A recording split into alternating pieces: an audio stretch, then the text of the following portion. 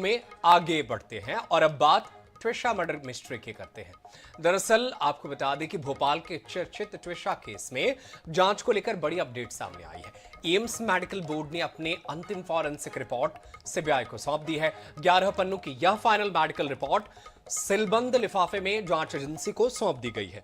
बताया जा रहा है कि रिपोर्ट वैज्ञानिक आधार पर गहन जांच के बाद तैयार की गई है, जिसमें मामले को लेकर स्पष्ट निष्कर्ष दिए गए हैं। मेडिकल बोर्ड के सदस्य डॉक्टर सुधीर गुप्ता ने कहा कि रिपोर्ट सच्चाई और न्याय के हित में तैयार की गई है। अब इस रिपोर्ट के आधार पर सीबीआई अपनी आगे की जांच बढ़ाएगी और कोर्ट की कार्रवाई में भी मदद मिल सकती है। रिपोर्ट आने के बाद ट्विशा केस की जांच को नई दिशा मिलने की उम्मीद जताई जा रही है। सूत्रों के हवाले से यह भी खबर है कि हिस्टोपैथोलॉजिकल और अन्य लैब जांच में जिम बेल्ट पर मिले स्किन टिश्यू की पुष्टि हो गई है। साथ ही बेल्ट पर मौजूद निशानों और ट्विशा की गर्दन पर मिले लिगेचर मार्क के बीच वैज्ञानिक समानता भी पाई गई है।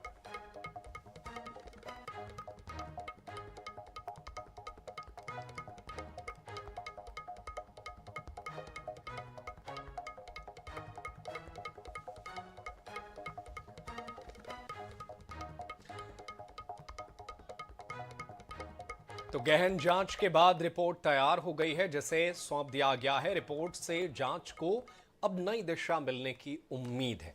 और चलिए इसी खबर पर ज्यादा अपडेट हासिल करते हैं। हमारे साथ हमारे सहयोगी गौरव गुप्ता भोपाल से जुड़ गए हैं, उनका रुख कर लेते हैं। गौरव, रिपोर्ट तो सौंप दी गई है और सूत्रों के हवाले से कुछ कुछ जानकारी भी निकलकर सामने आ रही है।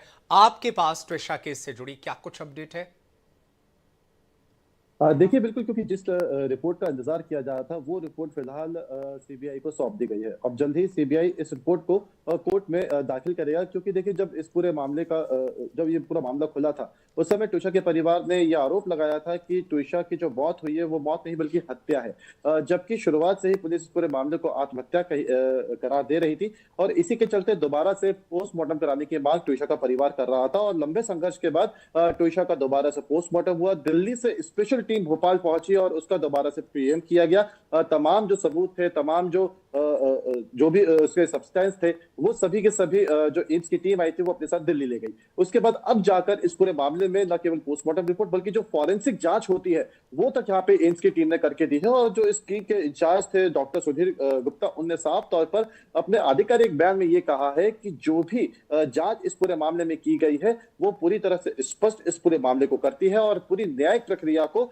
एक तरीके से प्रभावित भी करती है। और कहीं ना कहीं एक आने वाले समय में ये जो पूरा मामला है इस रिपोर्ट के आधार पर नया एंगल ले सकता है, क्योंकि बहुत सारे सवाल इस पूरे मामले में शुरुआत से ही देखने को मिल रहे थे कि ये पूरा जो मामला है आत्महत्या का है या हत्या का है। ऐसे में सीबीआई जांच तक की मांग इसमें की गई, जिसके बाद सीबीआई को इस पूरे मामले की जांच सौंपी गई। और अब इस मामले में जब ये रिपोर्ट जो सीबीआई को सौंपी है, ये 11 पन्ने की रिपोर्ट है। अब सबका इंतजार इस बात का है कि जब ये रिपोर्ट कोर्ट में रखी जाएगी उस रिपोर्ट के में क्या कुछ एम्स की टीम ने दिया है, इस पर अभी सबकी नजर बनी हुई है। और सब यही जानना चाहते हैं कि आखिरकार इस रिपोर्ट में क्या कुछ है। हालांकि सूत्रों के हवाले से ये खबर साफ तौर पर मिल रही है कि जो लिगेचर बेल्ट उसमें जो टिश्यूज होते हैं उसकी पुष्टि यहाँ पर जरूर हुई है, क्योंकि देखिए, जब पहला पोस्टमार्टम हुआ था एम्स में तब लिगेचर बेल्ट को उस दौरान दरकिनार कर दिया गया था, बिना ही लिगेचर बेल्ट के पोस्टमार्टम कर दिया गया था। और उसकी वजह से पुलिस की जांच प्रणाली और एम्स के उस दौरान किए गए पोस्टमार्टम पर कई तरह के गंभीर सवाल खड़े हुए थे। लिगेचर वो सब्सटेंस होता है जिसके माध्यम से कोई भी मृतक फांसी लगाकर आत्महत्या करता है, और ऐसे में